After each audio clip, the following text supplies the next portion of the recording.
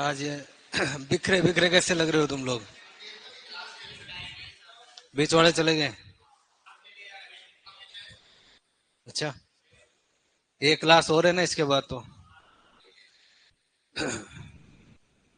हो पढ़ लिया, कर लिया याद। पूछे क्वेश्चन तुम्हें? है? पूछना है कि नहीं पूछना है? नहीं पूछना है। और वो आरपीएससी पूछेगी, उनको क्या नहीं पूछना तुम्हें? है? उनको भी मना कर दिया कि इनको क्वेश्चन पूछना ही नहीं है, इनको डायरेक्ट ज्वाइनिंग दे दो। फिर क्वेश्चन ही नहीं पूछने तो तुम्हारी सैलरी स्टार्ट हो जानी चाहिए अब तक तो। है?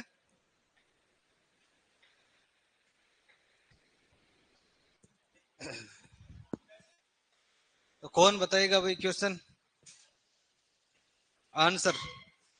यूपी वाले बता देंगे अब तो। कर लिए याद? कल तारीफ कर दी, नाम खराब मत कर देना वापस। बता। खड़ी हो।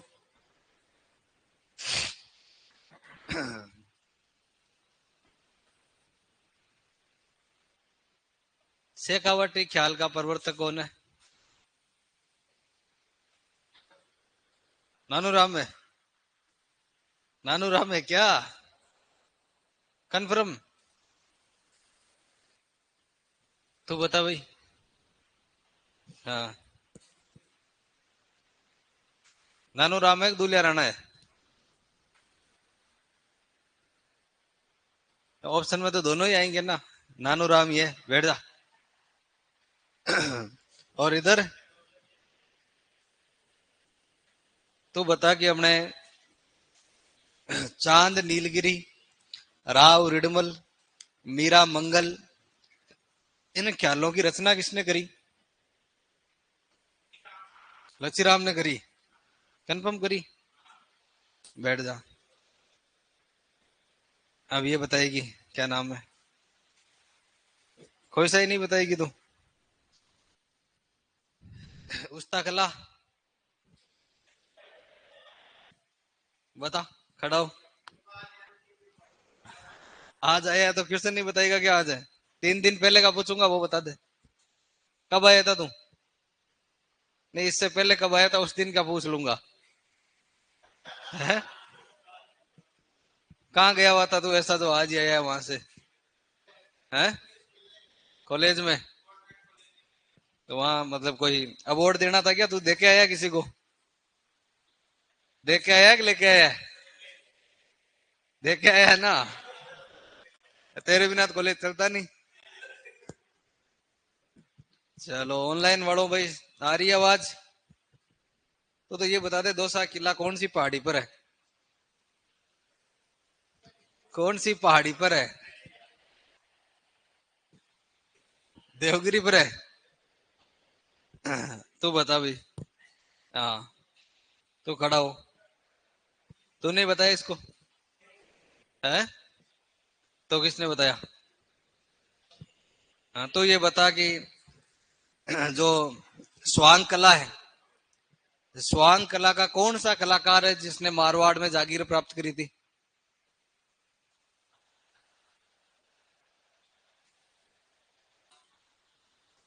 अभी तुझे पूछा था वो तो कह रही थी नहीं बता रही।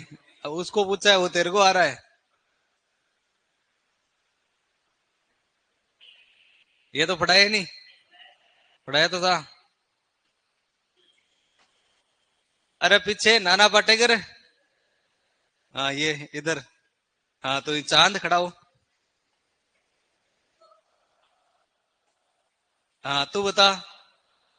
बातें तो खूब कर ली, उसको भी खड़ा कर ले साथ में। तू भी औजार है। तू बता। कौन सा कलाकार है जिसने अपनी कला के दम पर, स्वांग कला के दम पर मारवाड़ में जागीर प्राप्त करी थी? अभी नाम बताया था, तुम बातें कर रहे थे इसलिए नहीं सुना तुमने।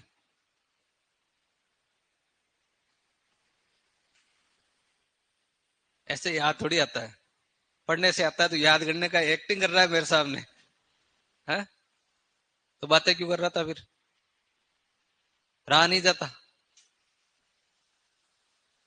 तो यहाँ से वो छुट्टी थी, वापस आ ही गया।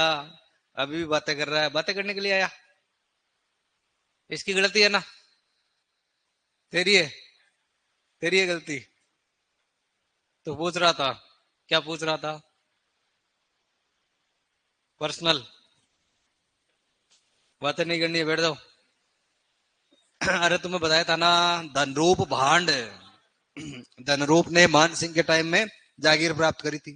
तीन चार कलाकारी तो बताए थे, लादूराम, परशुराम, धनरूप। परशुराम, लादूराम और जानकी लाल तो मेवाड़ भीलवाड़ा के हैं। और जानकी लाल को क्या कहते हैं, कौन सा मैन है जानकी लाल? और कौन सा पुरस्कार? पद्मश्री। कब? 2024 में। चार ही तो नाम था भाई। कल अपन ने ख्याल कहां पर छोड़ दी थी? जयपुरी ख्याल। कुछ लिखा था क्या? विशेषता बता दी थी। हाँ, कुचामण में, शेखावाटी में, बाकी लगभग ख्यालों में क्या होता है कि महिलाओं की एक्टिंग पुरुष करते हैं, लेकिन यहाँ महिलाओं की एक्टिंग कौन करती है? महिलाएं करती है। गुणीजन खाना के कलाकारों ने इसको स्टार्ट किया था। बाकी सब में रूढ़िवादिता होती है, और इसमें नए नए क्या होते हैं? प्रयोग होते हैं। नए प्रयोगों की इसमें संभावना होती है। वाद्य यंत्र वो सेम ही है। कुछ यहाँ की ख्यालें हैं, जैसे उधर कुचामण में वो मीरा मंगल वो थे ना। यहाँ की जो प्रमुख कहानियां हैं, प्रमुख ख्याल जयपुर में कौन कौन सी प्रदर्शित की जाती है? एक का नाम है जोगी जोगण, मियाँ बीबी,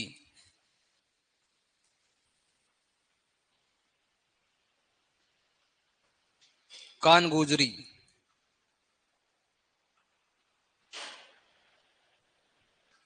एक का नाम है रसीली तंबोलन।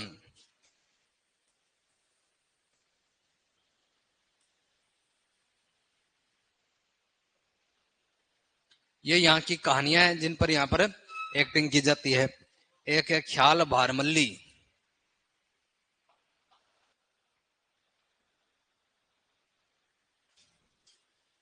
ये ख्याल भारमल्ली नाम का जो नाटक है, जयपुर में लिखा था हमीदुल्ला ने। हमीदुल्ला भाई। ये सब तो गुणीजन खाना के कलाकारों की रचनाएं हैं, इन पर वो एक्टिंग करते हैं। एक ही स्पेशल रचना जिनका नाम आपसे पूछा जा सकता है, ख्याल बारमल्ली, हमीदुल्ला ने लिखी है।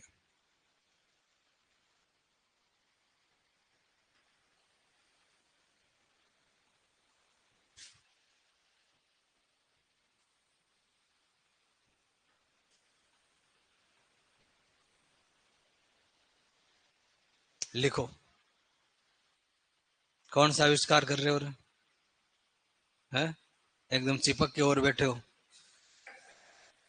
इतनी जगह पड़ी है, उसके अंदर ही घुसेगा क्या? इधर खिसक जा, इधर खिसक के बैठ जा।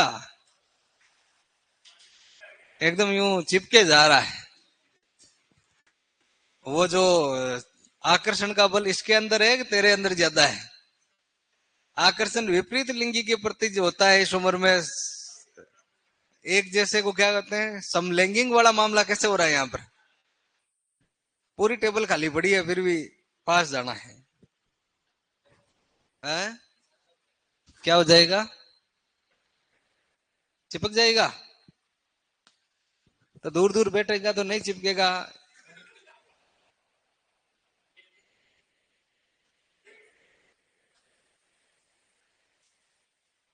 ऐसे ही आदत पड़ी हुई है इसको। तो रूम पार्टनर तो बातें घर पे ही हो जाएगी। नहीं, हाँ, रूम पार्टनर होते तो यहाँ फिर थोड़ी करते ही है। अपने तन मन की बातें, जो अपने करियर के चिंता है, वो सब यहीं पर डिस्कस करते हैं। रूम में होते तो सब वहां कर लेते। पढ़ाई से रिलेटेड ही कर रहे हो। मैं ही यहाँ बिन पढ़ाई की बातें करता हूँ, बाकी तुम तो सब पढ़ाई की बातें करते हो यहाँ पर। मैं ही बकवास करता हूँ यहाँ पे आके, है ना? कौन सी पढ़ाई है जो यूं होती है? क्या कर रहा था? तेरा नजरिया अलग है, इसीलिए तू ऐसे करता है।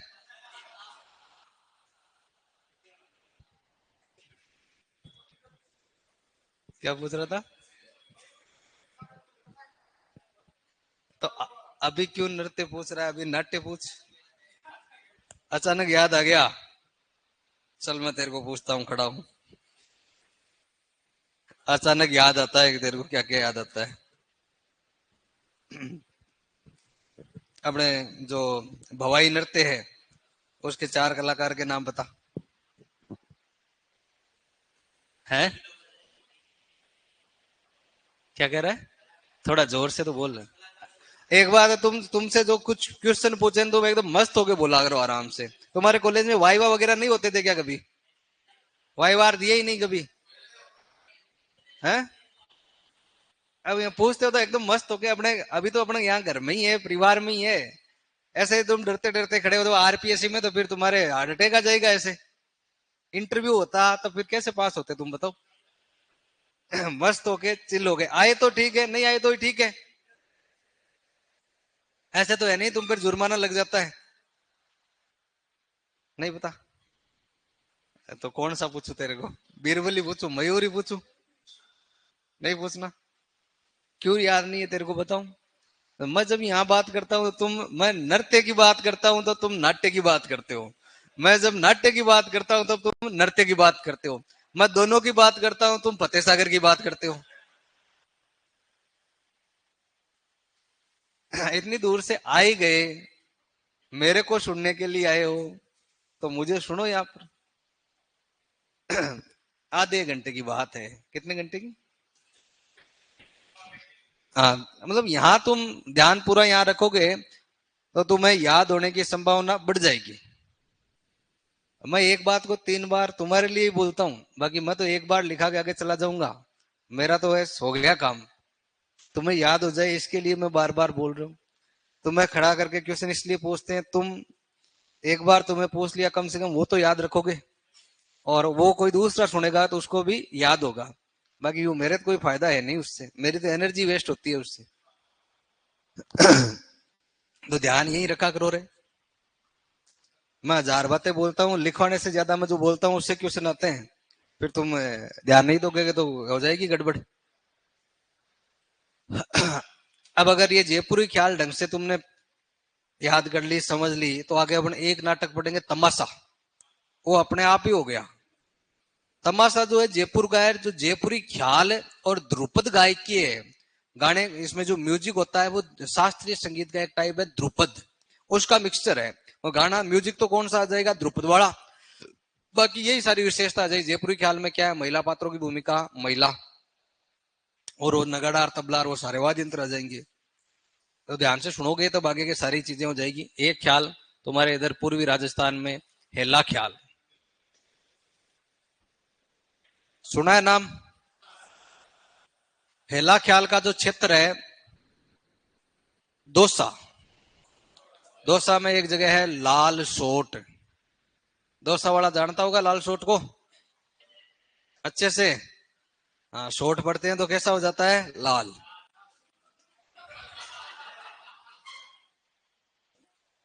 एक है कौन सा जिला? सवाई माधोपुर। मतलब दौसा के आसपास का जो इलाका है, वहां पर ख्याल होती है हेला।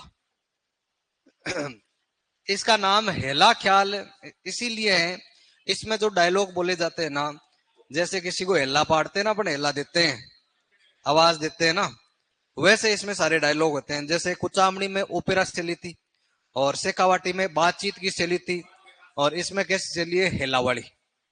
हेला जानते हो कैसे देते?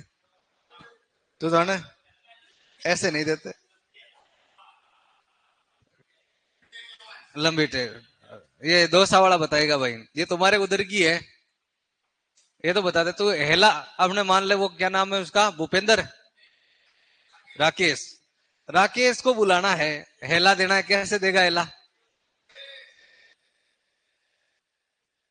एक बार इधर से तुम बता दो और फिर एक बार इधर से कोई बता देगा। चल राकेश को नहीं तो कोई दापुड़ी को, पप्पुड़ी को, किसी और को भी बुला ले।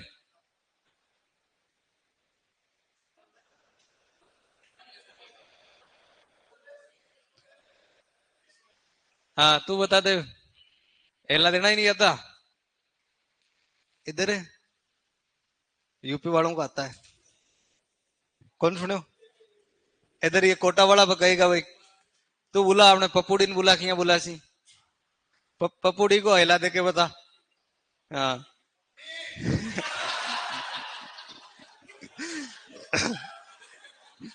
इत, इतनी पपुड़ी यहाँ पास में है तब है ये तो पपुड़ी काफी दूर है तो है। जोर से नहीं ज्यादा जोर से तो फिर पास में कोई घर में से पपुड़ी आ जाएगी। भाई किसी का नाम हो तो यूं बुरा मत मानना। हो सकता है किसी के खुद का नाम हो जाए किसी के किसी प्रिय का नाम हो जाए तो बुरा मानने वाली बात नहीं है। मान लो कि वो पहले के रील वगैरह भी तो आती थी वो ऐसे आवाज देने। अब ये तो बड़ी जल्दबाजी बड़ा हो गया। मान लो पिंकी को बुलाना है हैं। मैं बुलाऊं। अच्छा। तो लंबी टेर के साथ तूने टेर तो करी ही नहीं तो ऐसे बुलाना है ओ पिंकुड़ी ये तब जाके कोई वो सुनेगी हैं। अब वो पिंकी है लेकिन अपनी हूँ प्यार से पिंकुड़ी घर में। अब इंस्टाग्राम में तो ऑफिशियल पिंकी गुलाबी क्यों हो सकती है क्वीन लेकिन घर में पिंकुड़ी है भाई ऐसे अपने आवाज देते हैं ना। दूर से किसी को बुलाते हैं उस स्टाइल में इसमें डायलॉग बोले जाते हैं हेला देने के जैसे। इसलिए इसको कौन सी ख्याल के देते हैं हेला। कुछ कहते हैं कि जो शुरू करने वाला था उसका नाम था शायर हेला इसलिए उसके नाम पर इसका नाम क्या है हेला ख्याल है। अब हेला देना तो सीख ही गए होंगे। बाकी देखो लास्ट में अंतिम संस्कार जब करते हैं ना तब जब मुखाग्नि देते हैं तब भी हेला देते हैं। देते हैं। अभी तो कह रहा था आता ही नहीं है कुछ सर अब तेरे को पूरा ज्ञान हो गया संसार का। सिखा दिया। तो इसके प्रवर्तक माने जाते हैं शायर हेला।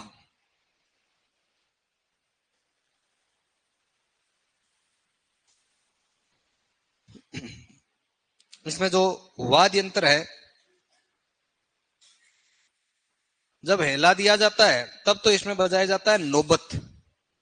नौबत के दो या नगाड़ा के दो। और जब एक्टिंग करते हैं तब बजाते हैं बम। तो यहाँ पूर्वी राजस्थान का मुख्य वाद्य यंत्र कौन सा है यहाँ पर बम है। तो बम ध्यान रखना है यहाँ पर तुम्हें।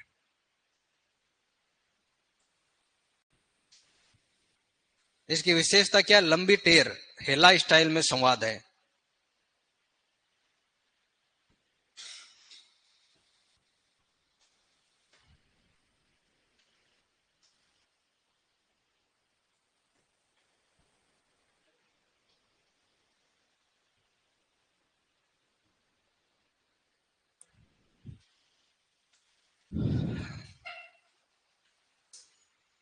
हाँ? दंगल। दंगल देखो ये जो ख्याल होते हैं इनकी प्रदर्शन और कंपटीशन होता है उसको दंगल ही कहते हैं। दंगल में एक नाम ध्यान रखना तुम्हें भेंट के दंगल जो बांडी और बसेड़ी इलाके में है। बाकी इन ख्याल की जो कंपटीशन होता है उसी के तुम्हें विशेषता में बताया था क्या कहते हैं उसको दंगल ही कहते हैं। ये नॉर्मल शादी ब्याह में लोग इकट्ठा हो जाते हैं दिन के टाइम में फाल्गुन के टाइम में ये मनोरंजन करते रहते हैं। हमने ज्यादातर काम की बात है कहाँ किया जाता पहला लिख लिया सबने।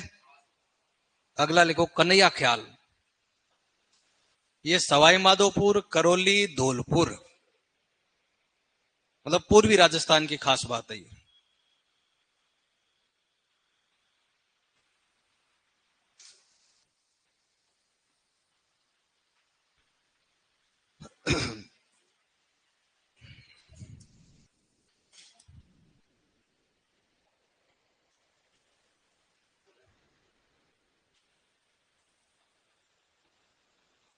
पूर्वी राजस्थान आ जाए या फिर कोई जिला इनमें से आ जाए तो एक ही बात है।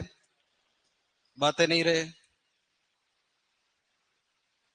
धौलपुर इन तीन जिलों के आसपास के इलाकों में कन्हैया ख्याल होती है। इसमें क्या होता है कि रामायण महाभारत की जो कहानियां होती है स्पेशल महाभारत की कहानियों पर एक्टिंग की जाती है। महाभारत में मुख्य पात्र कृष्ण जी है ये। उन कहानियों का जो प्रदर्शन किया जाता है उसी को कह देते हैं कन्हैया ख्याल। इसमें कहानी कही जाती है। मुख्य जो कथा है वो कहना, इस ख्याल की विशेषता है। उस कहानी कहने को कहते हैं कहीन। कहने से क्या बना है? कहीन। तो कहानी कहना कौन सी ख्याल में आ जाता है? कन्हैया। बाकी सब में जैसे अपन ने वो संप्रेषण और ओपेरा और सबकी अलग अलग स्टाइल देखी, इसकी खास बात क्या? स्टोरी सुनाई जाती है इसके अंदर। और दूसरा यहाँ का इंपॉर्टेंट आपसे क्वेश्चन पूछ लेगा, इसका सूत्रधार क्या कहलाता है? मेडिया। बाकी तमाम ख्यालों का सूत्रधार क्या है? हलकारा। और अपने कन्हैया का जो मुख्य पात्र है उसको क्या कहते हैं? मेडिया कहते हैं। बस इतनी सी बात है। इसमें वाद्य यंत्र बजाते हैं नौबत, घेरा और मंजीरा। ये वाद्य यंत्र रहते हैं। लिखो। खेना हेला ख्याल, सॉरी कन्हैया ख्याल, क्षेत्र सवाई माधोपुर, करौली, धौलपुर।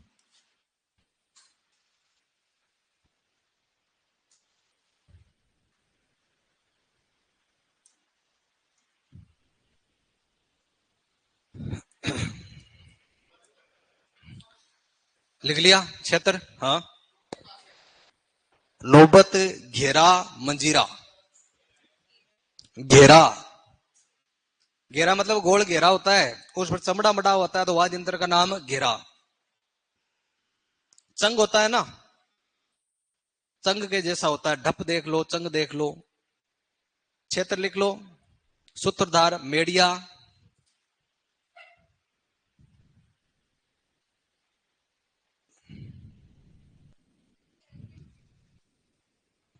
तुम इतना तो लिखो पहले। क्षेत्र लिख लिया, सूत्रधार मेडिया, वाद्य यंत्र नौबत, घेरा और मंजीरा। वाद्य यंत्र नौबत, घेरा और मंजीरा।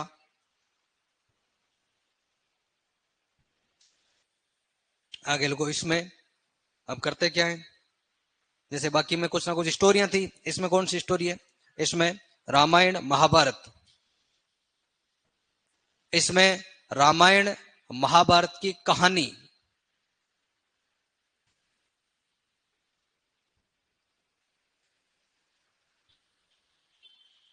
कही जाती, मतलब बोली जाती है।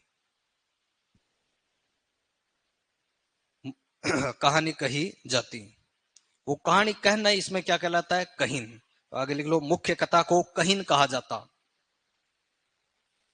रामायण महाभारत की कहानी कहते हैं, उसमें जैसे जैसे बोल होते हैं उस पर वैसे एक्टिंग कर लेते हैं। रामायण महाभारत की कहानी कही जाती। वो जो कहानी है, कहानी कहना ही क्या कहलाता है? कहीन। मुख्य कथा को कहीन कहा जाता।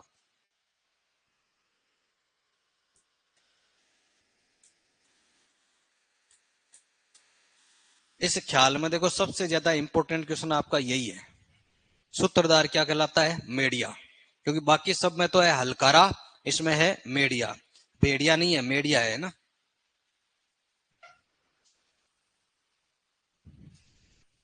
लिख लिया। अब कौन सी ख्याल बची अपने? एक है किशनगढ़ी ख्याल। किशनगढ़ वाले इलाके में हो रही है, इसलिए इसका नाम है किशनगढ़ी ख्याल। जयपुर के जैसी है। किशनगढ़ अजमेर में होती है। इसका प्रवर्तक नाम ध्यान रखना है तुम्हें, बंशीधर शर्मा।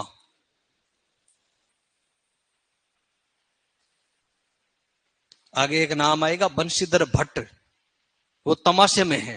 और बंशीधर शर्मा है किशनगढ़ी ख्याल में।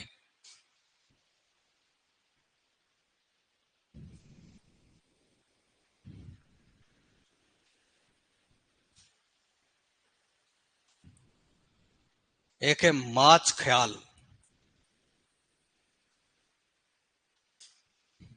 माच ख्याल होती है भीलवाड़ा में। इसके प्रवर्तक है बख्शू राम जी।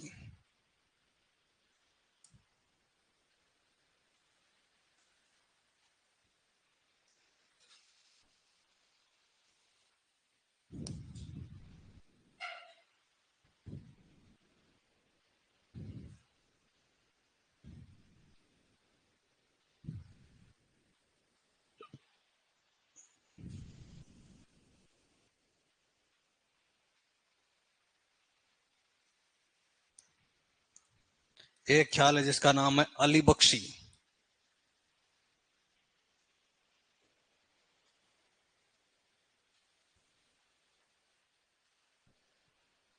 अली बख्श की ख्याल होती है अलवर। देखिए तूने सुनी तो होगी। अलवर के आसपास, अलवर खेरतल तिजारार इन इलाकों में। अलवर में एक ठिकाना है मुंडावर। मुंडावर है बैरोड के पास है क्या? किधर है? लक्ष्मणगढ़। उधर भी लक्ष्मणगढ़ है। हाँ, जो मुंडावर है वहां के एक ठाकुर थे, राव अली बख्श। मुस्लिम शासक थे राव अली बख्श। कृष्ण भक्त थे वो। अकबर के टाइम में एक कृष्ण बख्श हुआ, कृष्ण जी का भक्त हुआ रसखान नाम का। हिंदी साहित्य में कभी पढ़ा हुआ रसखान। तो अलवर का रसखान कहते हैं। वो रसखान भी कृष्ण जी का भक्तार साहित्यकार था। वैसे अलवर क्षेत्र के साहित्यकार कौन थे? राव अली बख्श। इसलिए उन्हें कहते हैं अलवर का रसखान। उन्होंने भगवान कृष्ण से जुड़ी हुई जो कहानियां हैं उन पर नाटक लिखे, वही क्या कहलाता है? अली बख्शी ख्याल। अलवर इस आसपास का जो क्षेत्र है, इस क्षेत्र को, बहरोड के आसपास के क्षेत्र को राठ कहते हैं। राठ, राठ कहते हैं ना। इसीलिए तो अहिरवाटी जो बोली है उसी का दूसरा नाम है राठी। तो यहाँ के आसपास की बोली है अहिरवाटी या राठी। तो ये ख्याल कौन सी बोली के अंदर हो जाएगी? अपने अहिरवाटी या राठी में। दो ही बातें ध्यान रखनी है। क्षेत्र अलवर के आसपास। प्रवर्तक राव अली बख्श।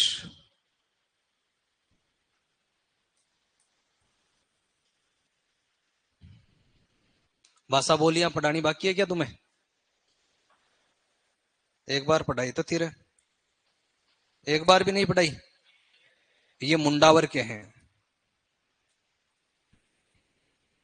इनका उपनाम है अलवर का रसखान।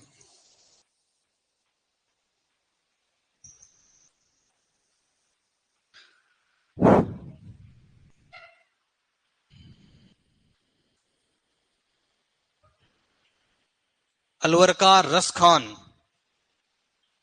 भाई जो राव अली बख्श है ये मुंडावर के जागीरदार थे, मुंडावर के सामंत थे। मुंडावर ठिकाना था, उसके सामंत थे। मुंडावर नाम है ये। और इनको कहते हैं अलवर का रसखान।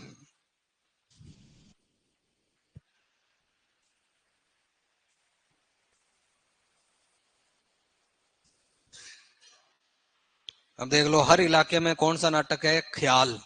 इसलिए तो सभी लोक नाट्यों में सबसे ज्यादा पॉपुलर और प्रमुख लोक नाट्य कौन सा माना जाता है? ख्याल माना जाता है। एक है डप्पाली ख्याल, ये भरतपुर में है। ढप बजाई जाती है तो डप्पाली हो गई।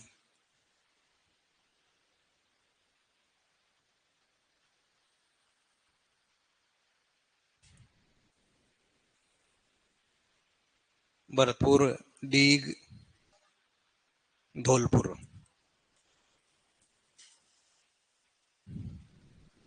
कौन सी ख्याल बची है अब? हो गई सारी ख्यालें? है? तुर्रा कलंगी बच गया। अभी तुर्रा और कलंगी पर बात करते हैं। कितनी हुई है अभी तक? 9 गई रहे। 10वीं लगाओ, तुर्रा कलंगी ख्याल।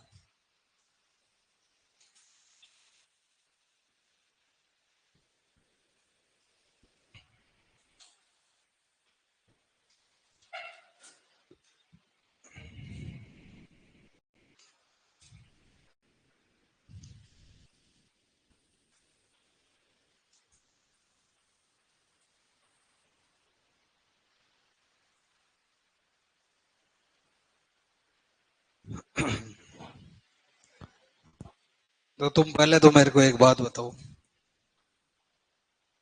दो पूछूं? तू ही बता, चल खड़ा हो। तेरे को ही पूछता हूँ।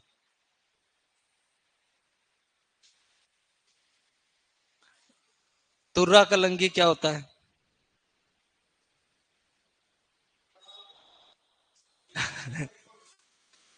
तो 11 दो बताओ। यूपी वाली बताएगी। ये बताएगी। खड़ी हो, बैठ जा। है? मोर के ऊपर होता है? अच्छा। उधर वही पीछे शक्तिमान। हाँ बता।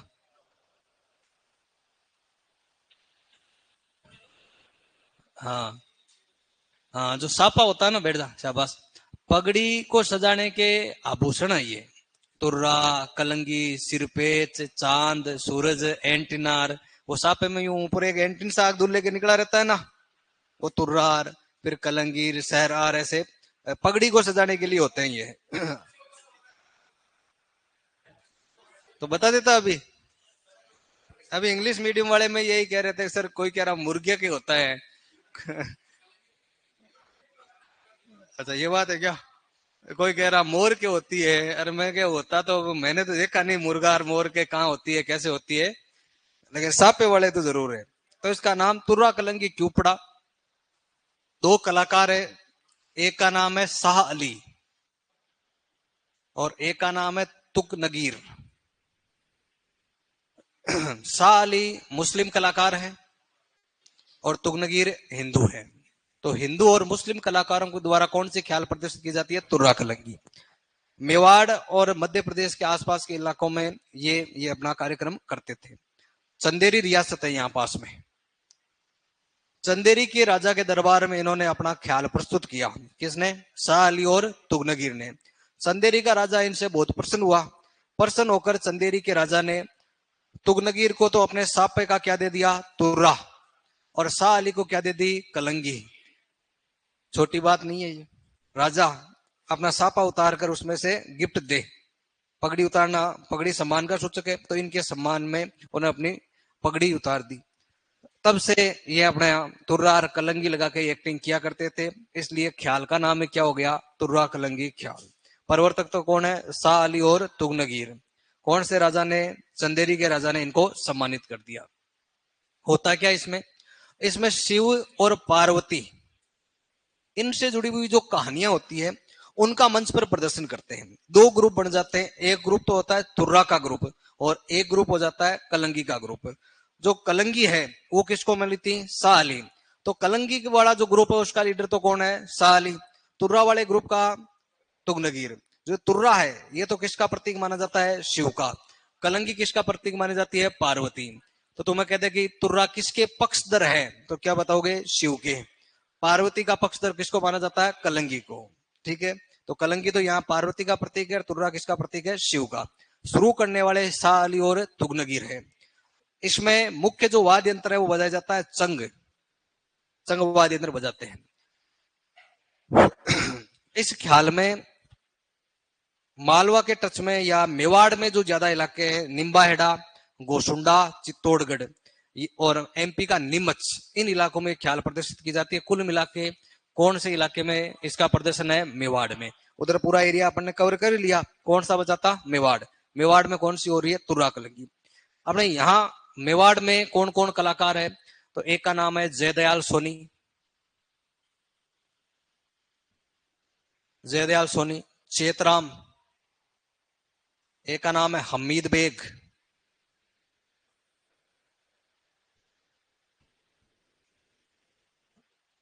ठाकुर ओंकार सिंह। ये इसके मुख्य कलाकार हैं। चार नाम है तो ज्यादा नाम भी कौन से ख्याल के पूछेगा? इसी के। तीन चार नाम दे देगा। चेतराम, हमीद बेग, ओंकार सिंह का संबंध कौन से ख्याल से? तो अपने तुर्रा कलंगी। हिंदू मुस्लिम कलाकार कौन से ख्याल का प्रदर्शन? हो तुर्रा कलंगी। बाकी ख्यालों में अपन ने बात करी कि मंच नॉर्मल मंच होता है, भाई दरी वरी बिछा दी या नॉर्मल स्टेज लगा देते हैं। इस ख्याल में एक डिफरेंस है। इसमें जो स्टेज लगाया जाता है कितना ऊंचा है? 20 फीट ऊंचा लगाया जाता है। इसमें मंच लगता है 20 फुट ऊंचा। मतलब मंच एकदम एक्यूरेट होना चाहिए। कैसा मंच होता है? सजा। मंच की साज सज्जा कौन सी ख्याल की विशेषता है? तुर्रा कलंगी। महिला पात्रों की भूमिका महिला द्वारा कौन सी ख्याल है? संप्रेषण शैली कौन सी ख्याल है? शेखावाटी। ओपेरा शैली कौन सी ख्याल है? कुचामणी। लंबी टेर वाली कौन सी ख्याल है? कहानी कहना कौन सी ख्याल है? कन्हैया। ठीक है, और इसमें वाद्य यंत्र हो जाएगा अपना कौन सा? चंग। बस ये चार बातें ध्यान रखनी है। लिखो तुर्रा कलंगी ख्याल। अब इसमें क्या डाटा ज्यादा है इसलिए सबसे इंपॉर्टेंट ख्याल भी अपने कौन सी हो जाएगी? मतलब तुर्रा कलंगी। डीपली क्वेश्चन पूछेगा तो इसमें से, बाकी प्रवर्तक वाले ज्यादा क्वेश्चन आते हैं तो वो किसी में से पूछ लेगा। लिखवाऊं या लिख लोगे? चलो लिखो। तुर्रा कलंगी ख्याल। पहले क्षेत्र लिखो, कौन कौन से इलाके में किया जाता है? तो मेवाड़ है, मेवाड़ में भी अगर इलाका ही दे दे पूरा,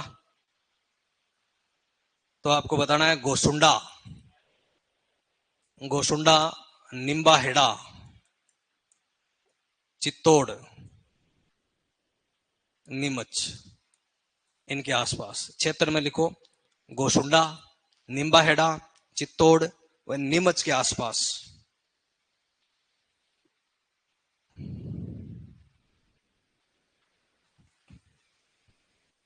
नीमच तो है एमपी में। गोसुंडा, नींबा हेड़ा, चित्तौड़ व नीमच के आसपास 400 साल पहले प्रारंभ हुई। लगभग सारे ख्यालें 400 साल पहले की है भाई। 18वीं शताब्दी में शुरू हुई, अभी 21वीं है, तो लगभग कितने साल हुए? 400 ही हुए। 400 साल पहले की है। तो लिखो प्रारंभ 400 वर्ष पूर्व। प्रारंभ 400 वर्ष पूर्व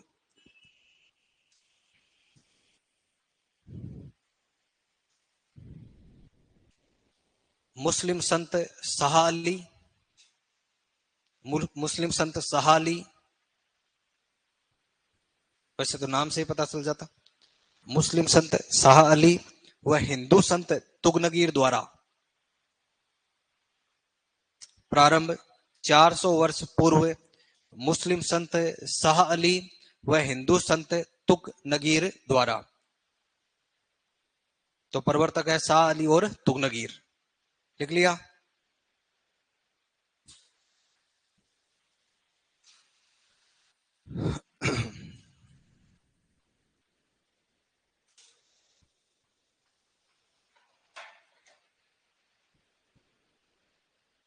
प्रारंभ 400 वर्ष पूर्व मुस्लिम संत शाह अली व हिंदू संत तुग नगीर द्वारा।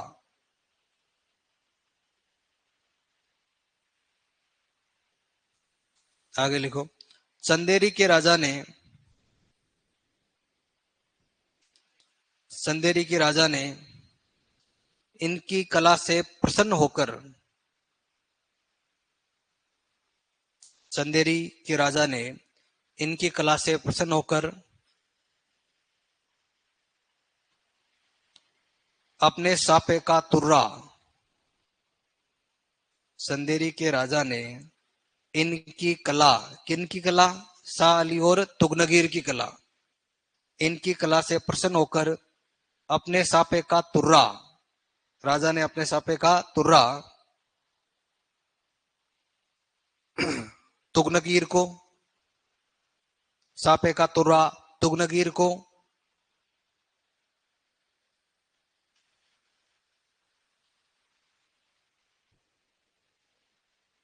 वह कलंगी शाह अली को भेंट की। अपने सापे का तुर्रा तुगनगीर को वह कलंगी शाह अली को भेंट की।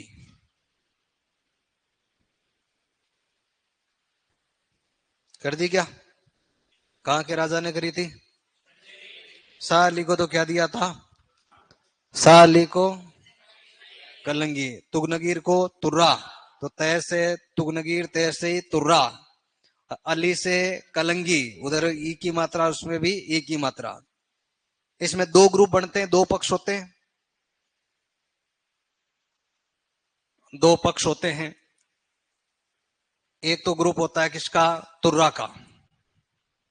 और एक ग्रुप किसका होता है? कलंगी का। ये जो तुर्रा है, ये तो किसका प्रतीक है? शिव का प्रतीक। और कलंगी है किसका? पार्वती का प्रतीक। अब तुम्हें कह दे कि पार्वती वाले ग्रुप का लीडर कौन है, तब तो क्या बताओगे? कलंगी किसको मिली थी? शाह अली। तो इसके पक्षधर तो कौन है? शाह अली। और इसका पक्षधर है तुगनगीर।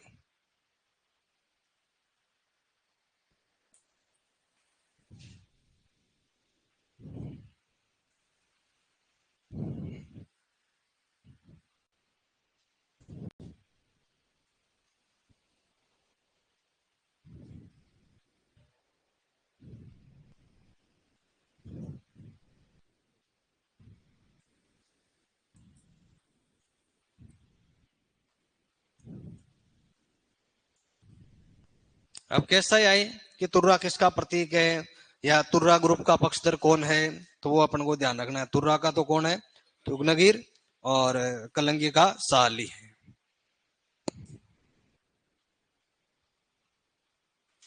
वाद्य यंत्र लिख लो, चंग, प्रमुख वाद्य यंत्र चंग।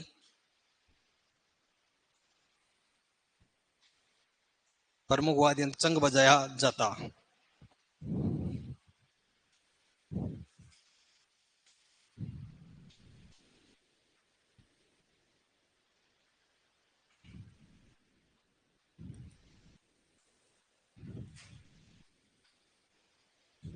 लिख लिया क्या?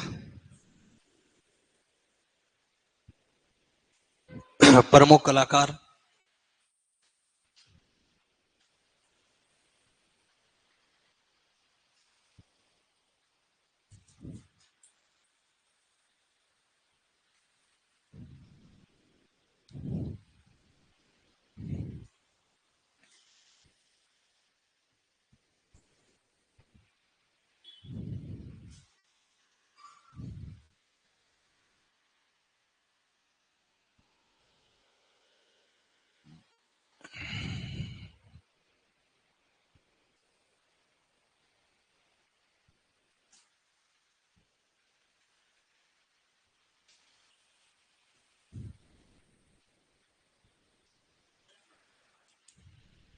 जयदयाल सोनी, चेतराम, हमीद बेग, ओंकार सिंह।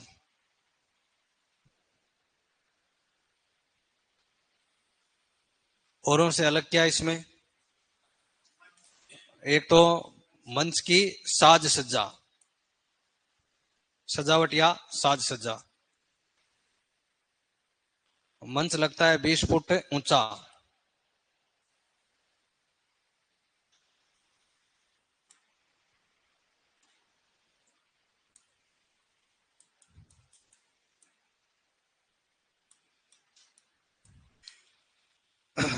अब मंच इतना ऊंचा लगा रहे हैं, खर्चा कर रहे हैं, फिर भी नॉन कमर्शियल यही है, मतलब पैसे वाली सीन नहीं है, प्रकृति इसकी गैर व्यवसायिक है।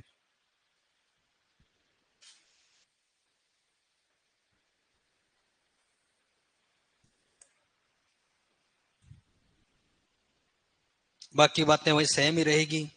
इसमें महिला पात्रों की भूमिका पुरुष ही निभाएंगे, महिलाएं नहीं। महिलाओं वाला एक ही ध्यान रखना, कौन सा है, जयपुरी। लिखना चाहो तो ये भी लिख लेना, महिला पात्रों की भूमिकाएं पुरुषों द्वारा निभाई जाती। अब 20 फुट ऊंचा मंच लगाते हैं, दर्शक देखते कैसे हैं, मेरे तो ये समझ में नहीं आता इसको। 20 फुट तो बहुत ऊंचा होता है। कैसे देखते होंगे? दर्शकों को मंच पे ही बिठाते हैं या छत पे चढ़ा के दिखाते होंगे, छत से देखते होंगे सब लोग। दोनों तरफ दो मंच लगाते हैं, एक तुर्रा का और एक कलंगी का। दिखा नहीं सकते तुम, बाद में दिखाएंगे।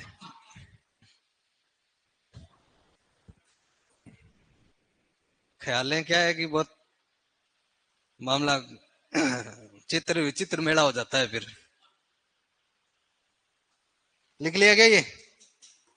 महिला पात्रों की भूमिका पुरुषों द्वारा। तो एक लोकनाट्य अपना कंप्लीट हुआ है। ख्याल एक कंप्लीट हुआ है, स्वांग एक कंप्लीट हुआ है, लीला अपने बात करी ना भाई, लीला के अंदर राम लीला, रास लीला, रासदारी, रास मंडल, धनुष लीला, गौर लीला और नरसिंह लीला और संकादिक लीला। लीला मतलब है कहानी, और खेल के रूप में नाटक करना मतलब है ख्याल, और अलग अलग गेटअप करना मतलब है स्वांग। अगला लोकनाट्य लगाओ, चार बेंत।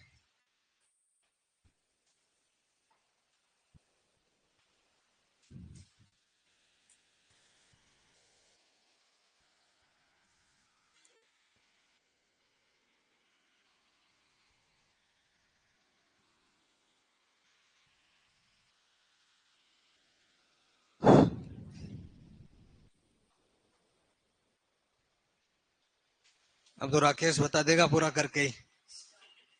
चार बेंत तूने कहा था ना कि मैं टोंक वाला ही बताऊंगा, नहीं कहा था? है? विपुल ने कहा ये तो आया ही नहीं था ना, ये तो किसी और को ही दिखा रहा था नाट्य।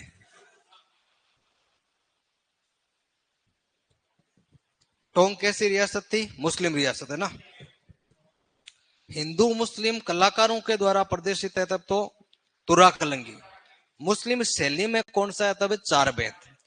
अफगानिस्तान का लोक नाट्य है ये। दो चार नाम है, जिसने पहले पढ़ रखा हो तो शायद समझ में नाम नहीं आएंगे, तो अब समझ लेना। इसकी शैली कौन सी है? पश्तो। अफगानिस्तान की लैंग्वेज है पश्तो। ये नाटक कहां से आया? अफगानिस्तान से। तो वहां वाली स्टाइल में होगा। तो अफगानिस्तान की लैंग्वेज है पश्तो। तो पश्तो स्टाइल में इसमें किया जाता है। करते क्या है? कवालियां गाकर एंटरटेन करते हैं। कवाली जानते हो क्या है? उसकी तरफ क्या देख रहा है? ये कवाली गाता है? दोनों मिलके गाते हैं। हाँ, अभी सुनाएंगे ये। घुटनों के बल बैठकर कवालियां गाई जाती है।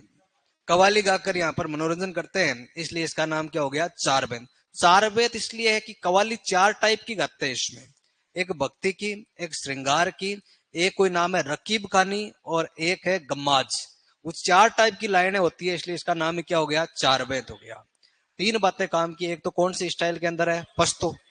एक है मूलतः अफगानिस्तान का कौन सा है? चार बेत। भाई मूलतः गुजरात का कौन सा है? तो भवाई। अफगानिस्तान का चार बेत है।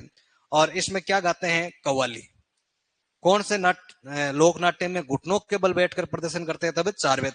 कव्वाली यूं देखी होगी, वीडियो वगैरह आते रहते हैं मूवी वगैरह में। यूं कादर खान की कोई मूवी देखी है तो उसमें कव्वालियां गाता रहता है वो, है ना? है? सबने देख रखी है ना? तो घुटनों के बल बैठकर कव्वालियां गाते हैं। इतना ही ध्यान रखना है इसमें। एक तो लोकेशन, और ये किसके टाइम स्टार्ट हुआ? टोंक का नवाब था वजीदुर्रल, कहाँ है वो? कल परसों एक वजीदुल्ला, क्या नाम बता रहा था? वजीदुल्ला। वजीरुद्दौला, हाँ वजीरुद्दौला। तो उसके समय नहीं, फैजुल्ला खान के समय। है? क्या स्टार्ट हुआ था?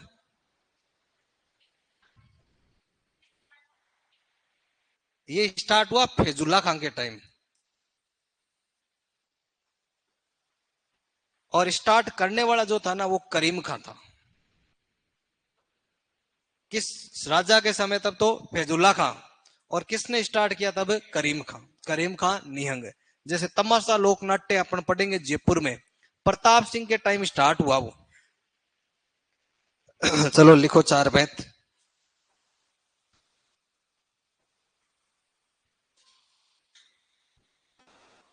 पहली लाइन, मूलतः अफगानिस्तान का लोकनाट्य है।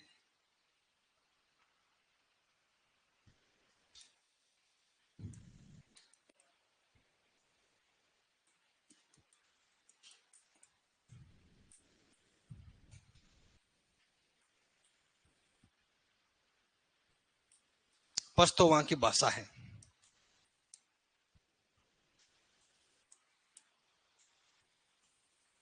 घुटनों के बल बैठकर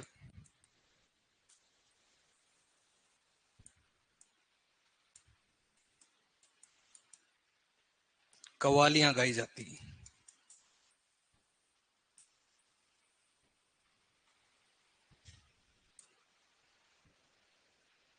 तो बैठ कर किया जाने वाला नाटक हो गया ये। बैठ कर किया जाने वाला नृत्य तो कौन सा था अपना? एक तो तेरे ताली, एक है हातिमना, और नाट्य में अपना चार बैंत।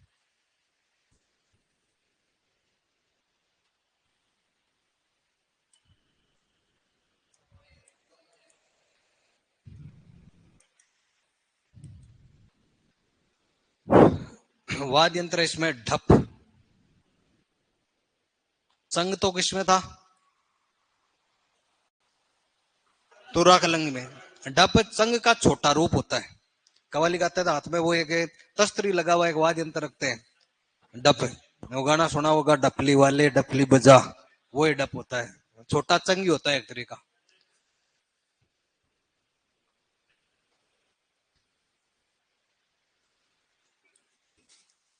प्रारंभ नवाब फैजुल्ला खान के समय।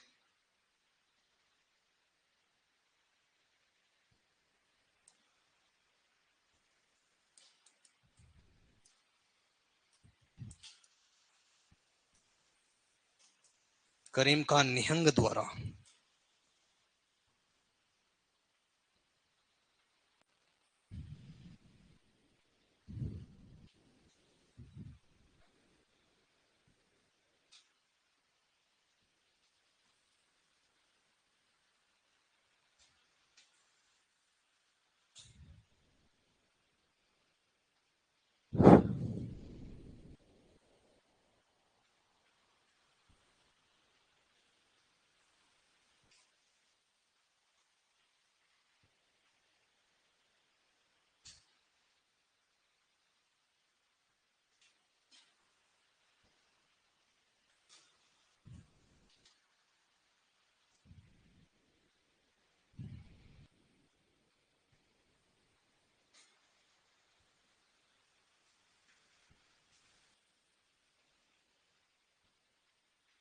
लिख लिया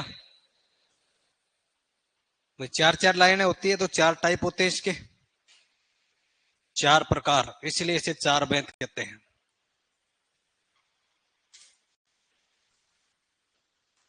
भक्ति की, श्रृंगार, रकीब खानी, और एक है गम्माज।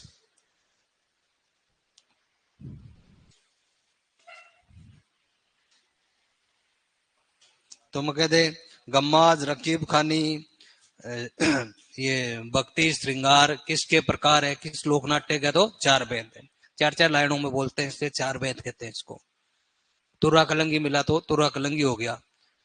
कृष्ण जी की कहानी आया तो वो कन्हैया ख्याल हो गई, जोर जोर से आवाज देते हैं तो हेला ख्याल हो गई। कुचामन में प्रदर्शन है तो कुचामणी ख्याल हो गई, जयपुर में तो जयपुरी ख्याल हो गई।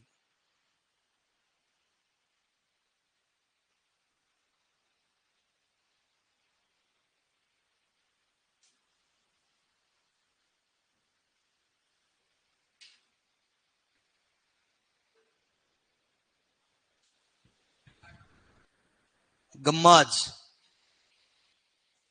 हाँ कौन सी?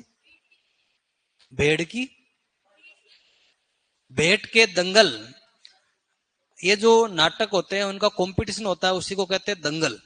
तो भरतपुर धौलपुर साइड में जो ये ख्याल और इनका जो कोई भी कंपटीशन होता है, चाहे म्यूजिक का हो चाहे कोई सा भी हो, उसको कहते हैं दंगल।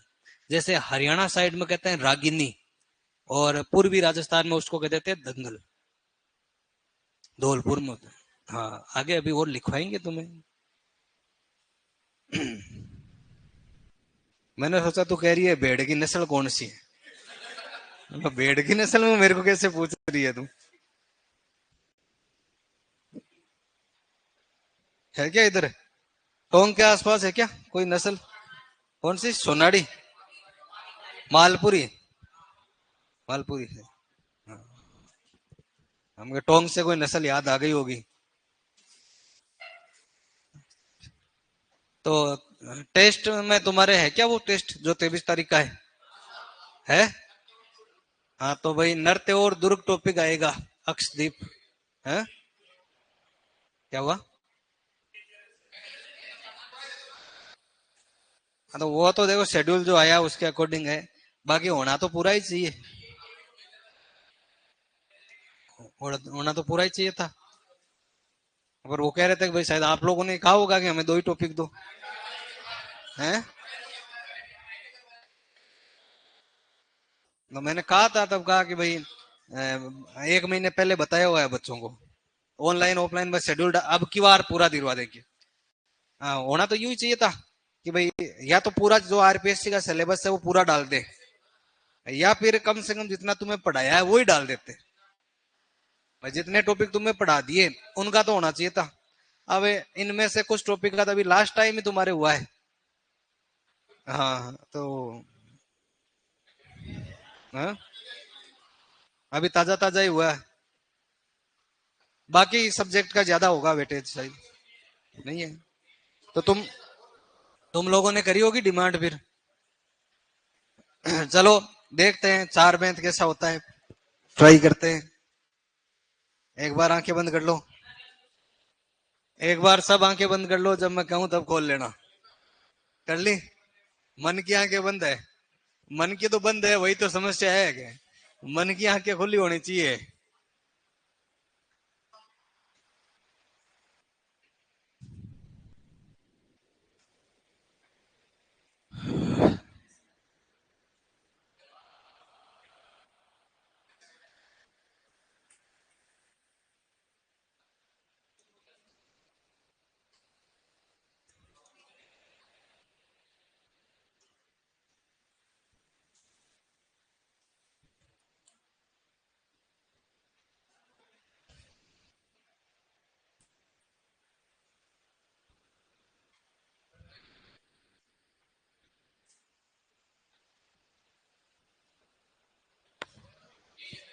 आ गया।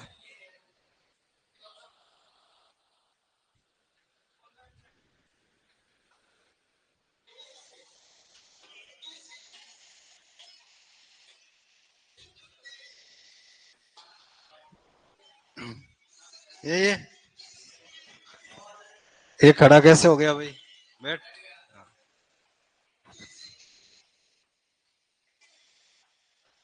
अब ये गा क्या रहे हैं ये तो अपन को क्लियर नहीं सुनाई दे रहा, कव्वाली गा रहे हैं समझ लो। है दूसरी चलाऊं? तुम्हें समझ आए वही चलानी है यूं।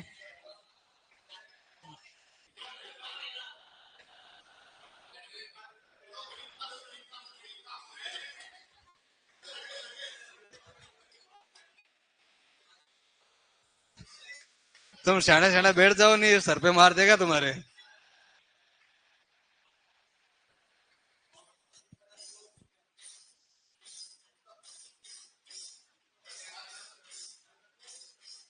हाँ देखो, ये टोंक में वो संस्थान है ना, कलाम, मौलाना अब्दुल कलाम अरबी फारसी संस्थान, उसका प्रोग्राम है ये। वहां लिखा हुआ है, देखो।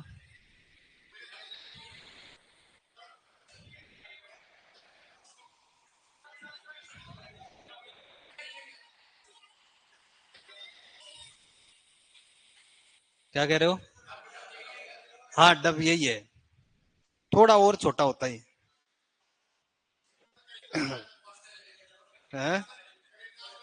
तो करीम खान ने कोई आज शुरू किया था क्या? पता नहीं कब किया था, अब कहाँ करीम खान है। अब अपना तो ये याद रख लेना तुम।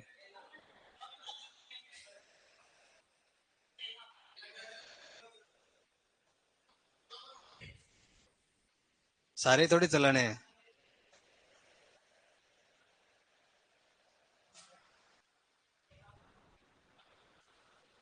तुम्हें तो हेला देना ही नहीं आया, तुम ख्याल में क्या समझोगे अब उसमें? है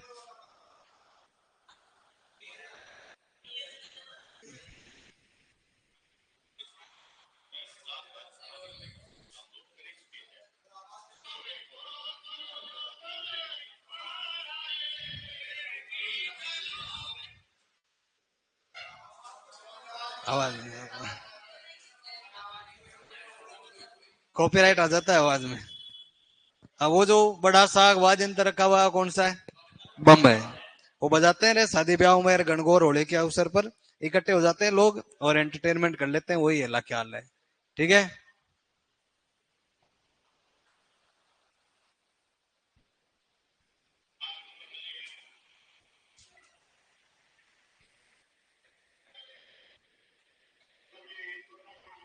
अब कोई मंच वंच है क्या यहाँ पे? कुछ नहीं है, ऐसे ओपन।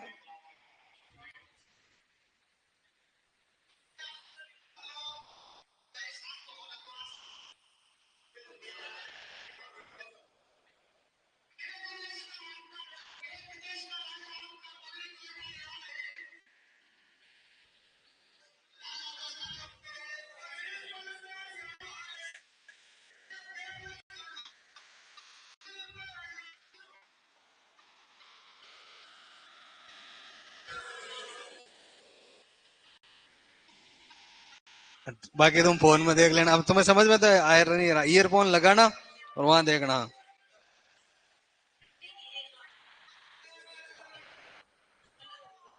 क्या करूं?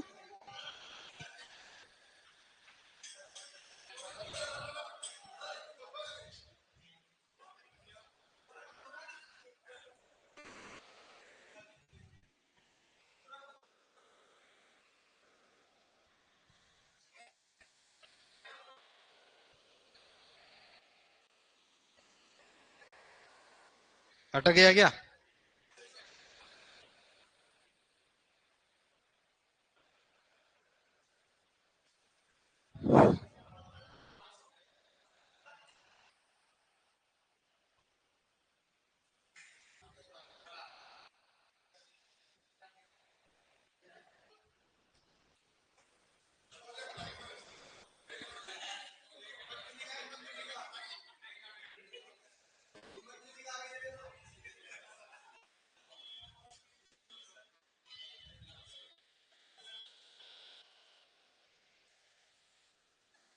ये कलाकारों का इंटरव्यू है वैसे, इसमें कुछ नाटक नहीं आएगा।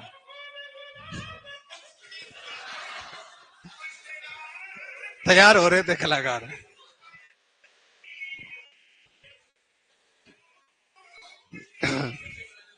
ठीक है, देख लिया।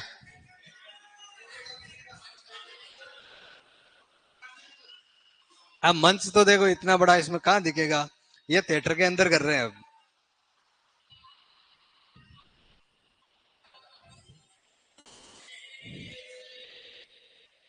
ये वो शिव जी का और वो गा रहे हैं कुछ, है ना? अब बाकी तुम फोन में देख लेना।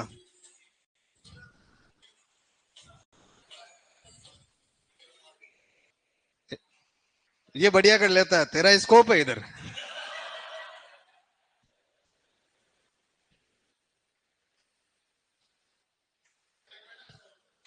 क्या कह रहे हैं? बाकी हो गया। अब तो मोबाइल में ईयरफोन लगा के आराम से बढ़िया सुनना, देखना, समझना। और क्वेश्चन वाली चीजें तुम्हें सारी बताई दी, याद करना पड़ेगा, है ना? एक दो बार पढ़ोगे तब याद होगा। कि अभी तो और बहुत सारे नाटक हो रहे हैं। अगला लोक नाट्य लगाओ तुम्हें, रम्मत। चलो रम्मत।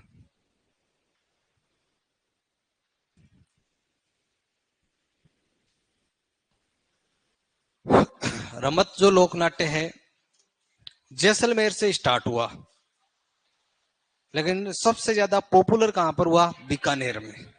तो मैं कहते हैं कि शुरुआत जैसलमेर से, प्रसिद्ध कहाँ का? तब बीकानेर का है। ठीक है। या तुम्हें ऐसे प्रश्न देंगे रम्मत कहाँ की प्रसिद्ध है, तो या तो एक ऑप्शन आएगा, दोनों ऑप्शन हो तब क्या करना है? बीकानेर ही करना है तुम्हें। विशेषतः अभी ये जो टाइम है ना, बीकानेर में रम्मतों का टाइम है। मतलब कौन सा महीना चलेगा? फाल्गुन। फाल्गुन के महीने में। ख्याल का मतलब भी क्या है? खेल। और रमत का मतलब भी खेल ही है। मारवाड़ी में खेल ने कोई रमणा कहते हैं, खिलौनों को रमतिया कहते हैं। खिलौने जो होते हैं ना, उनको रमतिया ही कहते हैं। तो जो कलाकार है वो क्या हो गए? रमतिये। और खेलने वाले हैं उनको खेलियार भी कह देते हैं। खिलाड़ी पूछे तब तो कहाँ के कलाकार है? ख्याल के। रमतिये या खेलियार, तब कहाँ बताओगे? रमत। सेम ही सिस्टम वो खेलने के स्टाइल में यहाँ पर प्रदर्शन कर लेते हैं, इसलिए उसको कह देते हैं रमत। विशेषतः होली के अवसर पर करते हैं। रमत लिखो।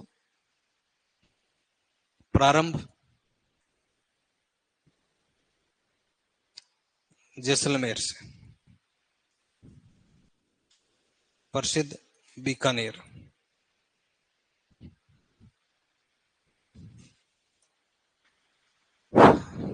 वही ऐतिहासिक पौराणिक जो कहानियां होती है, विशेष व्यक्तित्व की कोई कहानियां होती है, उनका प्रदर्शन करना ही क्या है? रमत है। इसका आयोजन कौन से महीने होता है? होली, फाल्गुन माह में।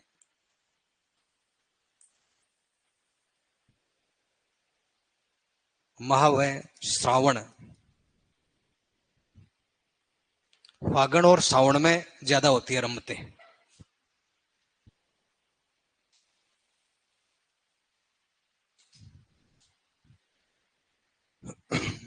अभी किसी एग्जाम में क्वेश्चन आया रमत का, किस लोक नाट्यों में टेरिये की भूमिका महत्वपूर्ण होती है? रमत के अंदर टेरिया, टेरिया जो डायलॉग बोलता है, कोई गीत गाता है, उसको रमत में क्या कहते हैं? टेरिया कहते हैं। बाकी समझ है, मेड यार वो अलग अलग नाम है, इसमें वो गाने वाले को क्या कहते हैं? टेरिया। टेरिये जो बोलते हैं, उन पर ही फिर वो नृत्य वगैरह कौन करते हैं? कलाकार। इसलिए टेरियों की महत्वपूर्ण भूमिका कौन से नाटक में? रमत के अंदर है। लोक गीत होते हैं, उनको गाते रहते हैं लोकल, अपने द्वारा बनाए गए। अब ये मत कहना कि गीत सुना दो, ये तुम खुद ही सुनना वो गीत। लिखो इसमें। टेरिये के बोल पर अभिनय किया जाता।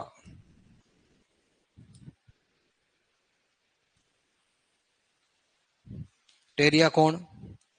संगीतकार। ये तुम्हारे लिए लिख रहा हूं, बाकी टेरिया नाम याद रखना है। इसमें जो गीत गाता है वो टेरिया है।